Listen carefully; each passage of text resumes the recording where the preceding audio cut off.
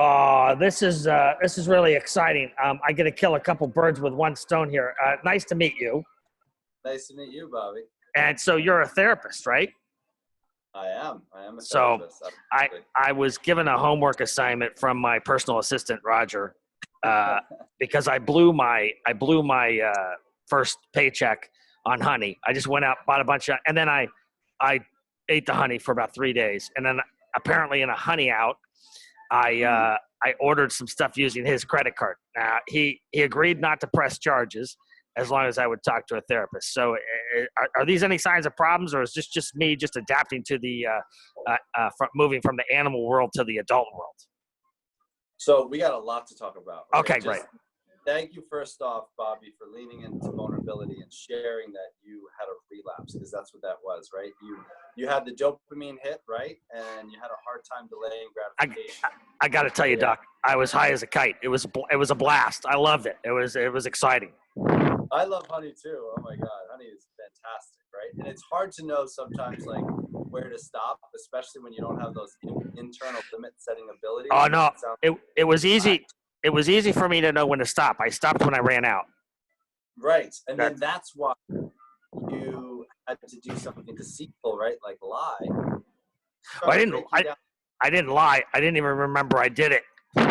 To be honest with you, I felt bad. I did feel bad, but all I know is some credit card charge. But he was fine with it. He was good. He just said, talk to a therapist. You'll be okay. So, but you do. But I hear you saying that you do feel bad about it. Meaning you have some. Oh yeah. I was like, oh, oops. And then what even made me feel worse, I don't know if you saw it, the Blue Yeti microphone that I ordered for podcast. It's bigger than me. It's bigger than me.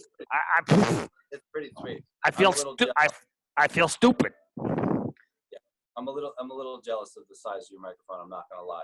We're not gonna get into that though. We're not gonna get into that session right now. So what? One of the things go ahead. Sure. Yeah. I'm all ears. I'm all ears. That's great. Well, one of the things I hear, that even though I know you were in a honey out, and just like the disease of addiction, it is a brain disease, and people aren't, in a cogent fashion or coherent fashion thinking. Right. It sounds like there was a really negative ripple effect in your relationship between you and Roger, right? Well, so I think he was a little upset. I think the trustometer is probably on the low end right now. Okay. So maybe talk about what you can do to restore that, because in families like the families that I coach, right? Once there's been whether it's a relapse with active addiction, or there's been some mental health issues, or there's just been some high behavior, it really affects everyone in the family, because it is a family disease. So how do we? Sense. Right. So let's talk about some concrete action steps that you can take to begin to restore some faith and trust with Roger. Do you have any ideas? Well, I made him my personal assistant today, so that's good, right? That's a step in the right direction, right? Well, it depends on how he feels about that relationship. I don't know. Is that you being a servant leader? How he feels? Wait, hold on. I got to worry about how he feels too? Oh, this is getting confusing. I'm a bear. Okay, go ahead. Now I'm starting to understand it. Now I know.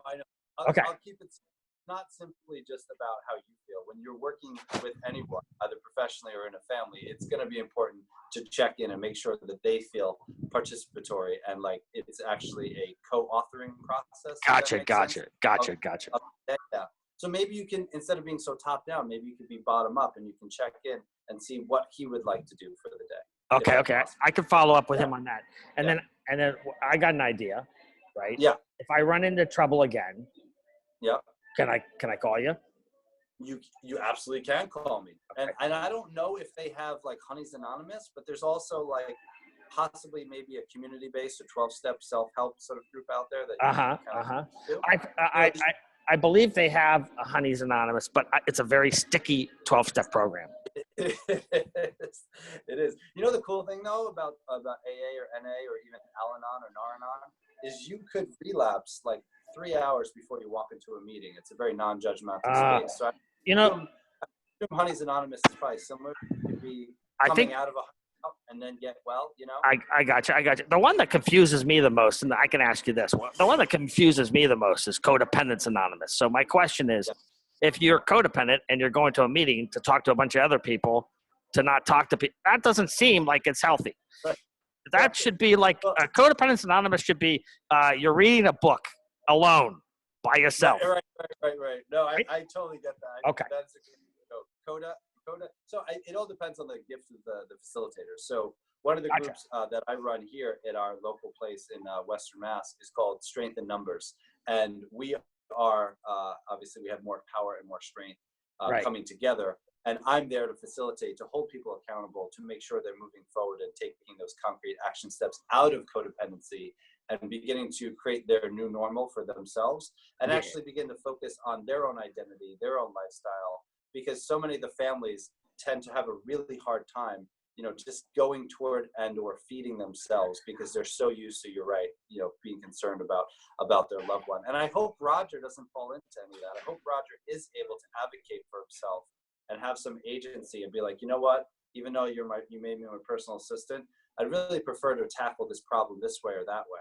So I think have a process for? I think for we're fine. I think Roger said it doesn't matter what I do as long as he's in control of the money. He's gonna control my money from now on. So I know that could be a little bad. That could be a little bad, but he's he's gonna dole it out in small doses. So that sounds a little like recovery policing, which if anyone's familiar with that, it's where the family begins to kind of take on all these different hats, right, to keep their loved one out of, say, relapsing behaviors or out of trouble. And I would encourage Roger to think about, maybe you guys can sit down and you can have a plan and there can be a consensus. Oh, that's good. That's good, because then I can go back. I can go back and tell him he's doing something wrong. That's perfect. Then I can get out of this jam. Oh, thanks, man. You're awesome. Oh, crap. I got to go. God, I'll talk to you later. Okay, bye. Bye, Bob.